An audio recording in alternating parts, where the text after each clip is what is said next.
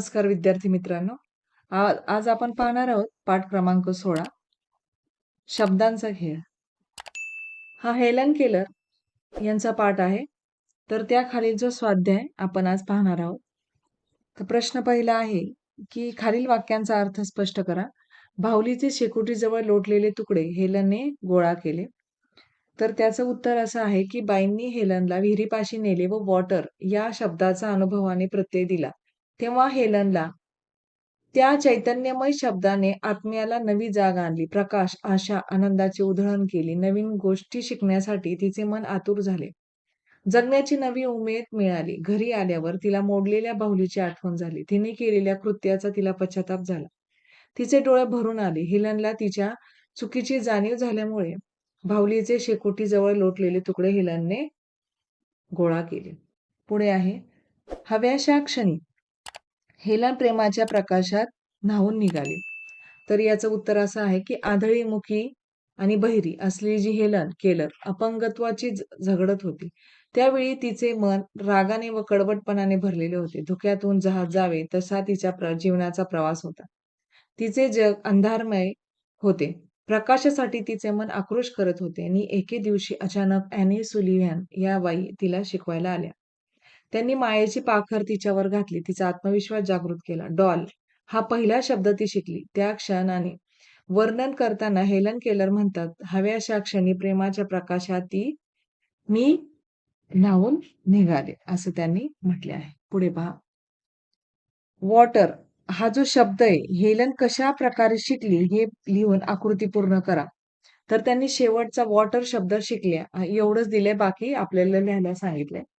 तर पहिल्या बॉक्समध्ये लिहायचंय की विहिरीच्या पाण्याच्या धारेत बाईंनी हेलनचा हात धरून ठेवला.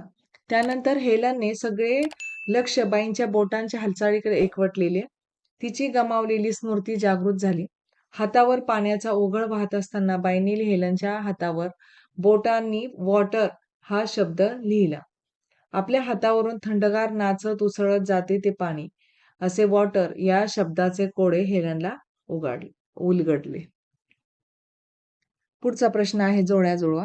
अ गट आणि ब गट. आतुर होणे, उत्सुक होणे, हिरमोड होणे, नाराज होणे, उकळ्या फुटणे, खूप आनंद होणे, पालवी फुटणे, नवीन उत्साह निर्माण होणे, मायेची पाखर घालणे, प्रेम करणे. पुढचा प्रश्न आहे फरक स्पष्ट करा. तर हेलनची जी भावावस्था आहे तर शिक्षणाला सुरुवात होण्यापूर्वी आणि काही शब्द ती शिकल्यानंतरच्या तिच्या भाव अवस्था म्हणजे ज्या मनातल्या अवस्था आहेत त्या ओळखायला सांगितल्या. तर शिक्षणाला सुरुवात होण्यापूर्वी धोक्यात सापडलेली जहाजासारखी तिची अवस्था होती.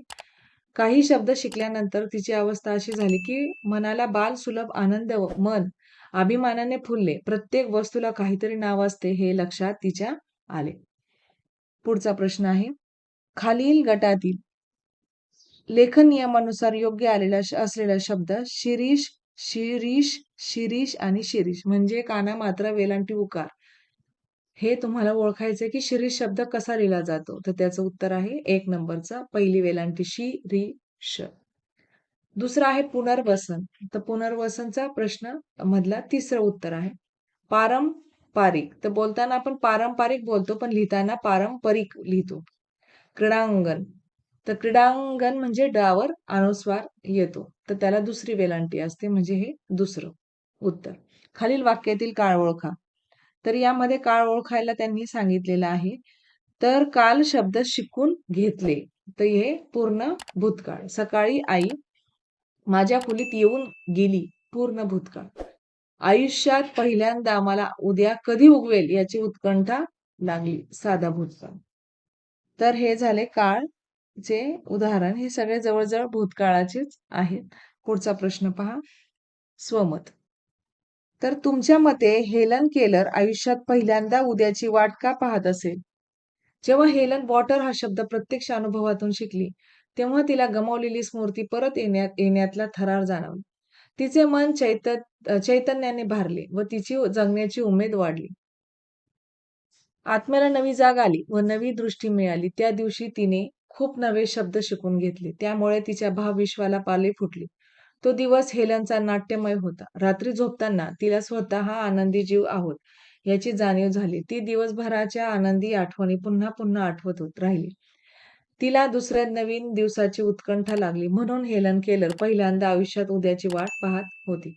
त्याच्यातला दुसरा आहे की ॲनी सुलिव्हन नसत्या तर हेलन घडली नसती या विधानाची सत्यता पटवून द्या. ॲनी सुलिव्हन या हेलन केलरच्या जीवनात येण्यापूर्वी हेलन केलरचे मन रागाने व कडवटपणाने भरले होते. पहिल्यांदा ॲनी सुलिव्हन तिला शिकवायला आल्या तेव्हा त्यांनी डॉल आणखी आणली होती व बोटांनी हळूच हेलनच्या हातावर अक्षर जुळवली होती. तेव्हा हेलनचे मन बाल सुलभ आनंदाने व अभिमानाने फुलून आले होते. कालांतराने इतर अनेक शब्द हेलन शिकली. पण विहिरीपाशी तिला वॉटर या शब्दाचा जो प्रत्यक्ष अनुभव आला त्याने ती थरारली. तिला नवीन चैतन्यमय दृष्टी प्राप्त होऊन तिच्या भावविश्वाला नवी पालवी फुटली. ती उद्याच्या भविष्यातील सुख स्वप्ने पाहू लागली. ॲनी सुलिव्हन या बाईंमुळे हेलनला जगण्यातला आत्मविश्वास गवसला. म्हणून ॲनी सुलिव्हन नसत्या तर हेलन घडली नसती हे विधान सत्य आहे. पुढचा प्रश्न अभिव्यक्तीचा की तुमच्या मते दिव्यांग मुलांना भाषा शिक्षणात येणारे जे संभाव्य अडथळे आहेत ते लिहा. दिव्यांग मुले पाहू शकत नाहीत म्हणून वस्तूंचे आकार त्यांना कळणे कठीण होते. स्पर्शाने ते वस्तूंचे आकार ओळखतात पण दृष्टीने सुख दिव्यांग मुलांना मिळत नाही. कर्ण बधीर असल्यामुळे त्यांना भाषा पारखी होते व ध्वनीचे ज्ञान होत नाही. त्यामुळे दिव्यांग मुले वाचेने बोलून आपल्या भावना व्यक्त करू शकत नाहीत. हालचालींवरून समोरच्याशी संवाद ते साधतात. अशा दिव्यांग मुलांच्या अडचणी समजावून घेऊन व त्यांचे मानसशास्त्र लक्षात घेऊन त्यांना उत्तम नागरिक करण्याची जबाबदारी धडधाकट माणसांची असते. पुढचा प्रश्न सर्वसामान्य मुलांबरोबर दिव्यांग मुलांना शिक्षणाची समान संधी द्यायला हवी या विचाराचे सामाजिक महत्त्व जाणा व शब्दबद्ध करा. मुले म्हणजे देवाघरची फुले. ढाळीवरचे फूल जसे निरागस व बाभळी असतात तसेच प्रत्येक मुले निरागस असते. त्यांची मने कोवळी आणि नाजूक असतात. दिव्यांग मुले व इतर मुले यात बिलकुल फरक करता कामा नये. दिव्यांग मुलांना आपण दिव्यांग आहोत याची जरा सुद्धा जाणीव नसते म्हणून त्यांना शिक्षण देताना भेदाभेद करून चालणार नाही. दिव्यांग मुलांना इतर मुलांप्रमाणे शिक्षण घेण्याचा समान हक्क आहे आणि तो त्यांना मिळवून देणे हे समाजाचे कर्तव्यच आहे. केवळ दया दाखवणे ते नाकर्तेपणाचे लक्षण आहे. अनुभूती द्यायची असेल महत्वाची आहे. म्हणून सर्वसाधारण मुलांबरोबर दिव्यांग मुलांना शिक्षणाची समान संधी द्यायला हवी. त्यांना स्वतंत्र अस्तित्व देणे गरजेचे आहे. त्यांचे व्यक्तिमत्व इतर मुलांप्रमाणेच फुलायला हवे. तर हा जो हेलन केलर यांचा जो पाठ आहे शब्दांचा खेळ, तर या पाठाखालचा स्वाध्याय तुम्ही तुमच्या वहीमध्ये लिहून घ्या. तुम्हाला हा स्वाध्याय व्यवस्थित समजलाच असेल. ठीक आहे. धन्यवाद.